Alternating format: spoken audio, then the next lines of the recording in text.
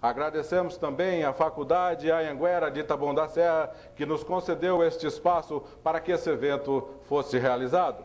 Então, nós vamos começar com o tema Educação. Adilson Oliveira, do Jornal Atos. Boa noite, candidato. Com a anuência do mediador, eu gostaria de perguntar, inicialmente, por que o senhor acha que os eleitores de Taboão da Serra e da região devem votar no senhor como para deputado estadual? O senhor tem, lembrando, senhor Fulano, de 1 minuto a 2 minutos, então, para início dessa sua apresentação. Tá bom. Eu acho que, se as coisas não melhoraram como elas estão, nós devemos votar em candidatos novos, né, que representem novas ideias, tenham novas visões.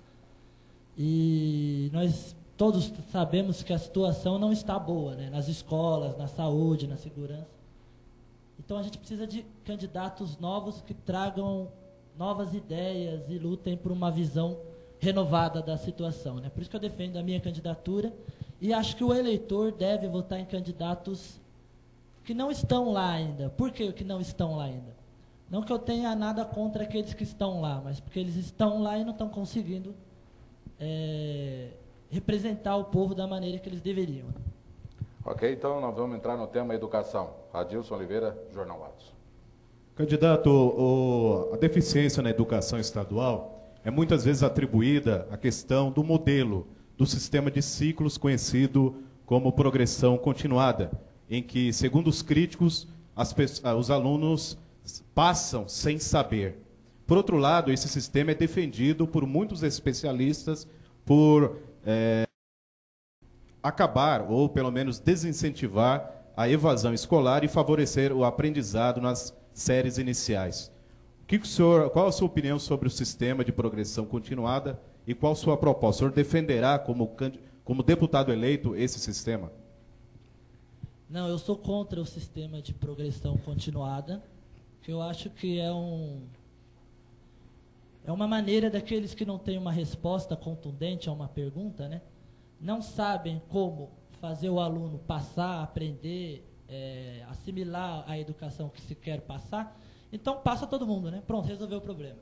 Mas essa não é a solução, né? O que nós temos que fazer é melhorar a maneira de se educar no nosso país, né? Por que o aluno não se interessa? Por que ele não passa? Por que há evasão escolar? Nós temos que analisar qual o motivo. Eu acho que a educação que nós temos hoje em dia, ela é a mesma que existia na Idade Média, lá, né? Ou, para ir mais longe, de Aristóteles, de Platão, né? O Platão, ele dava aula com diálogo, né? Era até melhor do que hoje em dia, porque hoje em dia não dá para ter diálogo na sala de aula, né? Todo mundo sabe. Hoje, nós chegamos numa época que há tecnologia. Então, a gente tem que levar a tecnologia para dentro da sala de aula, para fazer com que o aluno se interesse pela aula, entendeu? O computador e um sistema de educação, um software educacional que pudesse ser usado nesse computador, ele traria uma maneira de cativar o aluno, entendeu? Por exemplo, história. Você vai ensinar sobre o Império no Brasil. Você manda um aluno ler um livro sobre a história do Império no Brasil, ou o professor vai tentar, né, explicar, falar na sala de aula, contar a historinha, ninguém vai ouvir, porque tem 40 alunos, todos querendo conversar, contar o que aconteceu o dia anterior, né, essas coisas todas. Se você pega e faz um filme e passa no computador do aluno esse filme dessa história, ele vai assimilar um conteúdo que não consegue ensinar na vida acadêmica toda, ele pode assimilar em meia hora. Entendeu? Mas, candidato, quem opera mesmo um software é um profissional da educação, professor. Como é que ele vai se sentir estimulado, mesmo com uma tecnologia à mão, se ele recebe R$ 8 por aula? Não, lógico. Além de investir em tecnologia, nós temos que valorizar mais o professor, né? Temos que valorizar o professor, temos que pagar melhor, né? Meu pai é professor da rede municipal de Taboão da Serra, né? Eu sei que a situação do professor está muito crítica. Um professor nos Estados Unidos, na Europa, não sei se eu estou dando os dados certos, né? Mas ganho 10 mil euros, né? 5 mil euros. No Brasil, é isso que acontece com o professor, né? O professor do ensino infantil do Taboão da Serra ganha R$600 por período, 800, sei lá, por aí. É muito pouco. Nós temos que valorizar o professor, pagar melhor, para que ele possa também dar mais de si, né? Um professor, se ele não tem condições nem de comprar um livro para ele ler, né? Nem de vestir os seus filhos para ele ir na escola, ele não vai se interessar em si. Ok, candidato. A participação, além dos reis, o tema é educação. Candidato Furlan, Taboão da Serra está tentando aí há vários anos conseguir a implementação de uma escola técnica no município e uma faculdade técnica. Como você, caso venha a ser eleito, pode ajudar a viabilizar esses dois equipamentos? O deputado, ele tem o papel de fiscalizar o governador, né, e votar as leis. O governador, ele tem os projetos dele, os deputados têm também os projetos dele. Apesar de que construir, investir, isso é mais do executivo. O que o deputado pode fazer quando ele tem um projeto e ele quer que seja aprovado, é conversar com o governador e com os outros deputados e falar assim, ó, vamos concluir, vamos implantar este projeto. Se o governador for contra, quer dizer que o deputado também não precisa ser a favor dos projetos dele, entendeu? Essa é a maneira, é assim que se negocia na política, né? Se o governador não faz o que o deputado quer para a região dele, ele não vota os projetos do governador, assim que funciona. Ok, então. Próximo tema agora é saúde. Sandra Pereira. Candidato, a gente tem ouvido muitas críticas à saúde e as pessoas não compreendem muitas vezes que a saúde se divide em atenção básica e saúde e alta complexidade. Esses dois últimos sendo responsabilidade do governo do Estado. Há também muitas reclamações dos usuários e pesquisas, estudos que apontam que as maiores reclamações são referentes à média e à alta complexidade. Enquanto deputado estadual, o que o senhor vai fazer para que essas reclamações sejam, de uma vez por todas, eliminadas e que a população seja atendida com qualidade na média e na alta complexidade? Se o senhor puder explicar à plateia o que é o conceito de média e alta complexidade, também vai ser interessante. Bom, eu não queria entrar nesse assunto de média e alta complexidade. Eu acho que o governo ele tem que investir mais em saúde e a população ela tem que ter o poder de fiscalizar e de cobrar, entendeu? Por exemplo, o Hospital Geral do Pirajussara, HGP.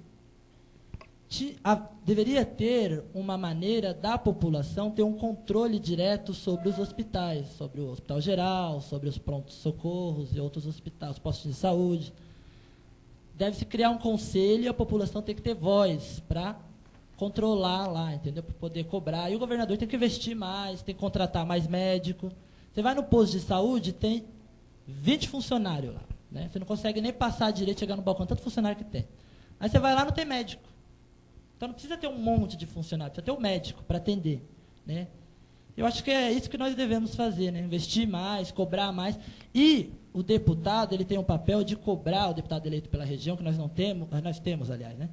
Mas o deputado, ele tem que cobrar do governador para ele investir mais na nossa região, né? Acho que é isso que falta também. Nós não temos um deputado que cobre isso, né? Mais investimento. O senhor é candidato a deputado, ganhando a eleição, o que o senhor vai fazer para incentivar a formação acadêmica em medicina? É um curso caro, difícil, e há um déficit em todo o país de profissionais da área médica. O que o senhor vai fazer para combater isso aqui na região? Candidato, o senhor concorda com a afirmação de que os médicos não querem trabalhar na periferia? Bom, isso é muito relativo, né? Tem gente que não quer, lógico, né? Tem gente que vem da elite, nasceu num bairro nobre e não vai querer. Ter medo, né? Sei lá. Eu nasci na periferia, me criei aqui, eu não tenho problema nenhum. Conheço médicos da cidade, inclusive, que vêm para cá. É que tem gente que às vezes tem medo, né? Mas acho que esse não é o problema da saúde, não. O problema é que falta mais investimentos aí na estrutura, comprar equipamentos, investir, construir mais hospitais, contratar mais médico, né? Não pagar melhor, que o médico já ganha bastante, né? É melhor deixar o dinheiro para dar para os professores, para os policiais, que ganham pouco, né? Mas acho que não tem nada a ver, não. Okay. Qual foi a sua pergunta? Desculpa. A minha pergunta foi como o senhor eleito deputado, vai ajudar para que a formação em medicina se torne menos elitista, mais popular e que venha atender, de fato, a demanda dos hospitais e das prefeituras, porque existe uma dificuldade muito grande de contratar médico, porque não tem médico no mercado de trabalho hoje. Duas formações acadêmicas que são caras e difíceis, né? Medicina e Direito. Né? Eu curso Direito no Mackenzie, que é uma faculdade considerada de elite. Né? Eu entrei lá porque eu sou bolsista do ProUni. O problema é que, para você conseguir uma vaga, é muito difícil. Né? Você tem que passar nas provas, tudo. O que nós devemos fazer? Nós devemos melhorar a educação básica, o ensino médio. Eu defendo a criação do pré-vestibular gratuito, né, que o governo desse um pré-vestibular para dar um reforço, né, também na educação dos nossos jovens, para que eles possam entrar na universidade pública ou que possam conseguir uma vaga, né, numa faculdade particular, através do ProUni e outras bolsas que existem. Ok, candidato. Nós